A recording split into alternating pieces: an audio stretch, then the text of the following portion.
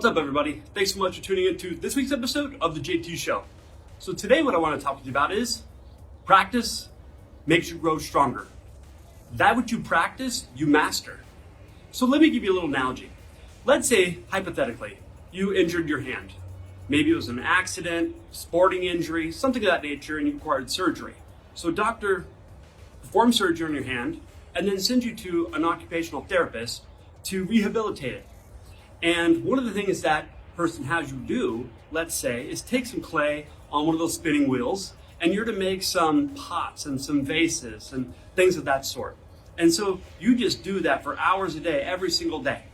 And then a week later, you've got this pile of pots and vases and beautiful things that you've created because you've practiced so much. And so the doctor comes in a week later, and you're like, "Doc, look at all my pots and my vases. Aren't they beautiful? Look, here's my first one. It was a POS. And here's this one that I just made yesterday. It's amazing and beautiful and perfect." And doctor's like, "Yeah, cool. Let me see your hand." Like, "Oh, wait a minute. Don't you care about my results? Don't you care about what I created?" The doctor's like, "No, of course not. All I care about is the hand, because the hand is what makes the creation." And so I'm using it as a simple little analogy. If you think about that and let that sink in a little bit, you, the one in there, not the mind, the one watching the mind. That is the master. And the question then becomes, what have you been practicing that you've mastered?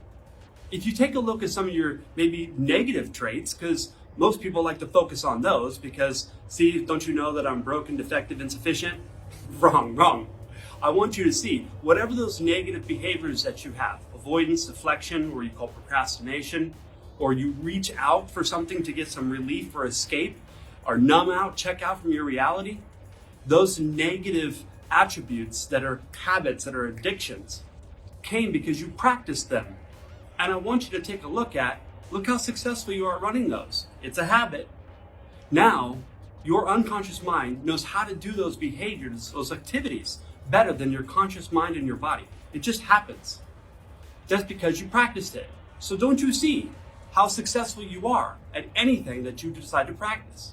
Now, what if we were to flip the script here and we take those negative attributes and replace them with positive ones? What if every single day you had a morning practice to prime your state, to remind yourself you're the one in there witnessing the mind and the body, and therefore no longer a hostage to its impulses, its desires, its cravings, and you consciously chose a healthy alternative? What if you were to practice being mindful, present, loving, caring, connected? Ladies and gentlemen, whatever you practice, you master. The question is, you just got to take a look at your results is, what have I mastered? And how can I change my internal representation to why I mastered that and switch it to something more healthy, positive, forward moving in my life? So, I want to make this video super short today. I hope it brought some value to you. And remember, as I end every JT show with, who you surround yourself with matters. Are you surrounding yourself with people that are consciously making choices to practice healthier, more positive ways of living, more ways of being, more things to do in that manner? Or are you surrounding yourself with people that are just on rinse and repeat and they become victim, hostage, or a slave to their unhealthy, conditioned habits and behaviors? So, thanks so much for watching. Make it a great day.